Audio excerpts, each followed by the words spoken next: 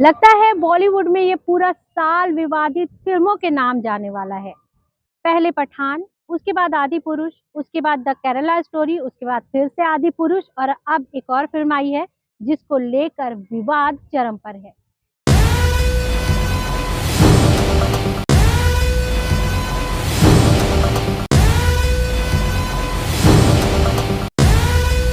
आज हम इसी फिल्म पर चर्चा करेंगे और ये बताने की कोशिश करेंगे कि इस फिल्म में जैसा कि कहा जा रहा है कि सच्ची घटना पर आधारित है, कितनी सच्चाई है और क्या इस तरह की फिल्में समाज को तोड़ने का काम करती हैं। इसी पर चर्चा करेंगे, आप बने रहिए हमारे साथ। वैसे तो विवादों और बॉलीवुड का काफी गहरा नाता है, लेकिन इन दिनों विवादित फिल्मों के कारण बॉलीवुड काफी चर्चित है। सबसे पहले आई थी पठान, जिसको लेकर बहुत तरह से विवाद हुए, बहुत तरह से चर्चाएं हुई, उसके ड्रेसअप को लेकर, उसके गाने को लेकर, उसकी कहानी को लेकर और जो महिमा मंडन किया जा रहा था उसको लेकर। लेकिन फिल्म ने अच्छा खासा बिजनेस किया और लोगों ने कहा कि भाई आप जितना विवाद करेंगे फिल्म उतनी चलेगी। उसके बाद आई फिल्म आदि पुरुष। आदि पुरुष रामायण पर आधारित फिल्म है और जिस तरह से उसमें दिखाया गया है, दर्शाया गया है और कहानी को कहा गया है, वो चीज दर्शकों के गले नहीं उतर रही है। खासकर जो सनातनी हैं, जो हिंदू हैं, जो रामायण को अपने अंदर आत्मसात किए बैठे हैं, जिनकी नजरों में राम, सीता, लक्ष्मण, हनुमान इन सब की एक छवि बनी हुई है, उनके लिए ये फिल्म थोड़ा सा हिला देने वाली है। तो ये फिल्म इसीलिए विवादित है।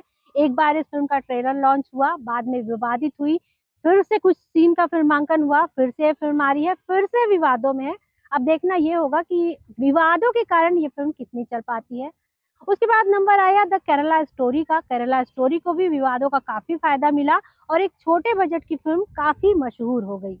लेकिन अब जो फिल्म आ रही है उसने इन विवादों को और गहरा और ऊपर कर दिया है।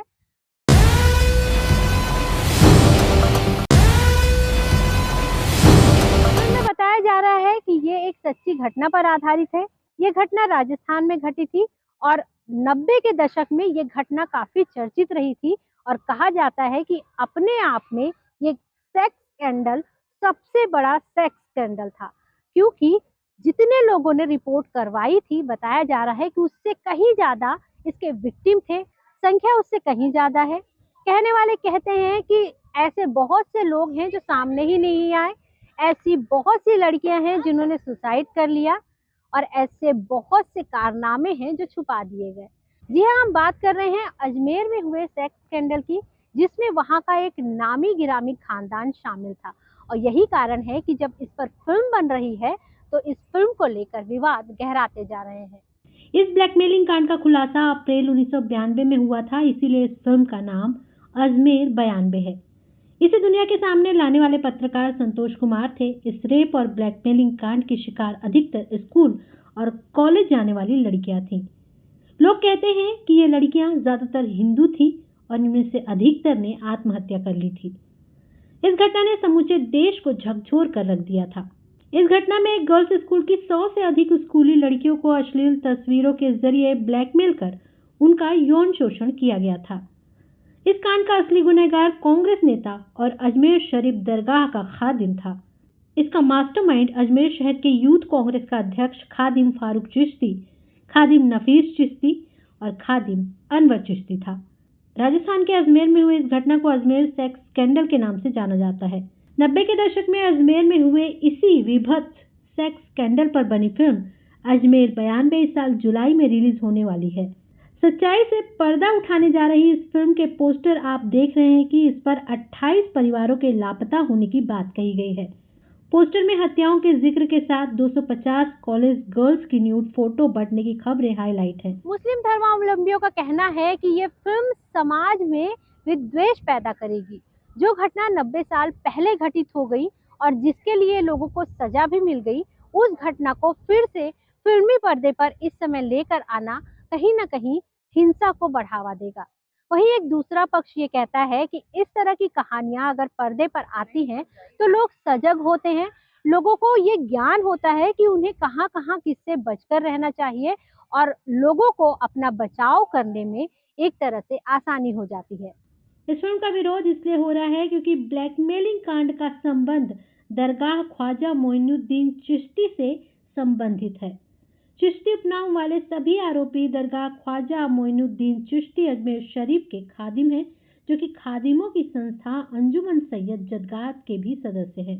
और यही कारण है कि अब उजलूल बयान भी सामने आ रहे हैं, जिसमें इस समय के खादिम कुछ भी कहते नजर आ रहे हैं। लड़की ऐसी चीज है कि बड़े से बड़े वो थे ना, क्या नाम, मीनाक्षी ने जिनके साथ किया था, क्या नाम, जो पेड़ के नीचे बैठे, मेनका, विश्वामित्रा जैसे घटक। अच्छा, जितने बाबा लोग जो जेल में है ना, ये सिर्फ वही है जो लड़कियों के मामले में फंसे।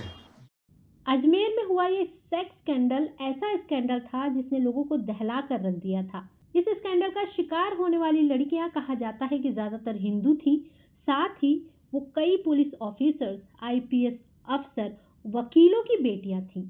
अब आप ये अंदाजा लगा सकते हैं कि जब इतने बड़े बड़े पढ़े लिखे लोगों की पढ़ी लिखी बेटियां इनका शिकार बन रही थीं, तो वो लड़कियां जिनके परिवार का कोई नाम नहीं था, जो एक तरह से आम जनता कहलाती है, उन लड़कियों के साथ इन्होंने क्या कुछ किया होगा। एक ऐसी घटना जो कड़ी दर कड़ी एक दूसरे से जुड़ी हुई थी और जिसके तार कई रसूखदार लोगों से जुड़े हुए थे। एक फिल्म स्टूडियो के कारण ये घटना लोगों के सामने आ पाई और फिर पता चला कि कैसे एक लड़की से दूसरी लड़की से तीसरी लड़की और ऐसे करते करते सैकड़ों लड़कियां इस स्कैंडल का शिकार बन गई। और आपको ये जानकर आश्चर्य होगा कि ये लड़कियां कोई आम लड़कियां नहीं थी, बल्कि ये लड़कियां आईपीएस अधिकारियों की लड़कियां थी, यहाँ तक कि पुलिस वालों की लड़कियां थी। तो जो इस फिल्म के पक्षकार हैं, उनका कहना है कि इस तरह की फिल्में लोगों के सामने आनी चाहिए, ताकि लोगों को इस सच का पता चल सके कि किस तरह से कहाँ-कहाँ लड़कियों को अब्यूज किया जा सकता है और लड़कियां इस मामले में सचेत हो सकें। वहीं दूसरी ओर कुछ मुस्लिम संगठन हैं जो ये कहते हैं कि ये फिल्म अगर पर्दे पर आई तो फिर से एक धर्म विशेष के लोगों के लिए लोगों के मन में नफरत पैदा हो जाएगी। 30 साल पुराने घटनाक्रम को, जिसमें कि गुनहगार को सजा भी मिल चुकी है, फिर से पर्दे पर लाना कहीं भी लाजमी नहीं है। खैर, ये अब आप दर्शकों पर है कि आप इस फिल्म को किस तरह से देखते हैं। क्या ये केरला स्टोरी या द कश्मीर फाइल जैसी फिल्म है जिसे जानना, सुनना, समझना लोगों के लिए जरूरी है, या फिर सिर्फ ये एक सनसनी है जिसका फायदा कुछ लोग उठाना चाहते हैं? तो ये आप पर निर्भर करता है। ये फिल्म देखिए और समझिए, साथ ही आप ये भी समझिए कि क्या ये फिल्म कम्युनल है, क्या ये फिल्म लोगों को भड़काने वाली है, या ये फिल्म लोगों को शिक्षा देने वाली है। ये पूरी तरह से आप पर निर्भर करता है कि आप इस फिल्म को किस तरह से लेते हैं। एक बार ये फिल्म देखिए, समझिए और फिर हमें ज़रूर बताइए कि ये फिल्म आपके लिए कितनी शिक्षाप्रद है या कितना सनसनी पैदा करती है। तो आज के लिए बस इतना ही। मुझे दीजिए इजाज़त। नमस्कार।